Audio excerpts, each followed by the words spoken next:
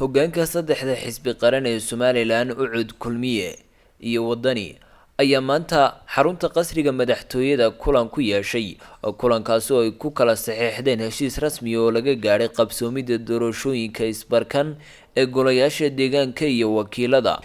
heshiiskani rasmiga ah ee laga gaaray qabsoomida doorashooyinka golayaasha deegaanka iyo wakiilada ayaa waxaa saxeexay madaxweynaha jamhuuriyadda Somaliland ahna gudoomiyaha xisbiga Kulmiye Muuse Biixi Cabdi iyo gudoomiyayaasha xisbiyada mucaaridka Injineer Faysal Cali Waraabe iyo Cabdiraxmaan Maxamed Cabdilaahi Ciro. waxaana markii uu kulankani soo dhamaaday si wada jir warbaahinta ula hadlay madaxweyne ku-xigeenka Somaliland Cabdiraxmaan Cabdilaahi Ismaaciil Saylici iyo gudoomiyayaasha labada xisbi mucaarid ee Somaliland Injineer Faysal Cali Waraabe iyo Cabdiraxmaan Maxamed Cabdilaahi Ciro. waxaana bulshada ugu baaqeen inay u diyaar garoobaan doorashooyinka la filayo inay dalka ka dhacaan sanadkan aynu ku jirno ee 2020.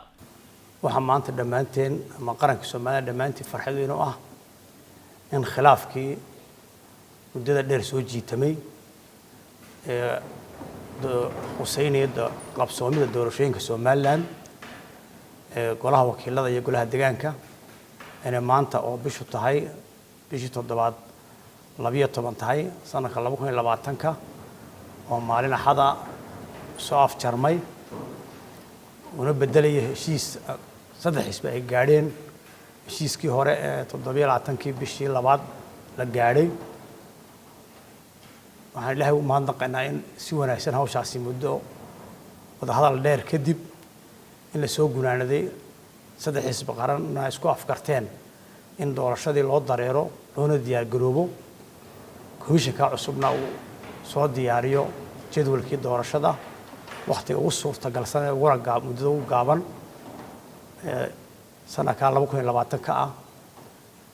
waxaan aad iyo aad runtii aan leenahay ummadda reer Somaliland ha u diyaar garoodo doorasho xor iyo xalaal ah iyo diiwaangelinta oo muddo kooban ka horeyn doonta insha Allah, iyadoo dhammaanteen tahay xilna waa saaran inaan qarankan doorashada wuxuu ku iibsamaya qaranka Somaliland ama maanta magac iyo martabad iyo sharaf ku leeyahay doorashooyinka dimuqraadiga ah ee inta 12 sano ee Soomaaliya jirtay ana ka dhicin dalal badan oo la ictiraafsan yahay.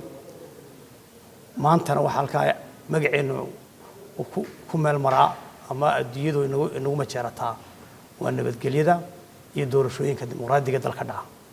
marka waxaan leenahay maanta golayaasha muddo dhaafka noqday doorashadoodii loo diyaar garoobo. waxaanu maanta oo bisha 12 tahay bishii July Ilaahay noo suurta geliyay inaanu wada saxano oo isku raacno qodobadii hor taagnaa oo u baahnaa si doorasho wanaagsan oo xalaal inoogu dhacdo in meesha laga saaro oo lagu heshiiyo muranka keeni jiray ayaan maanta ka heshiinay. xamdiga Ilaahay baa subhanahu wa ta'ala ana waxaanu ku caan baxnay ummad ay iska rafatay marka u dambaysa danta ummadda ku midooba. marka waxa la shacabka reer Somaliland waxaan ku boorinayaa in ay u diyaar garoodaan doorasho xaq ah oo xalaal ah. maanta waxa saddexda xisbi qaran soo afjareen murankii inta badan ka taagnaa qabashada doorashada golaha wakiilada iyo golaha deegaanka iyagoo muddo dheer hadda wada hadal ku jiray.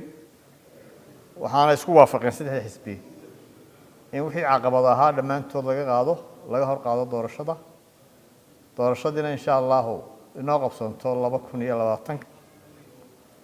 2020 labadii doorasho isku tidkan. waxaan rajaynaynaa si dhaqsaana in jadwalkii doorashooyinka komishanku uu soo saaro insha Allah.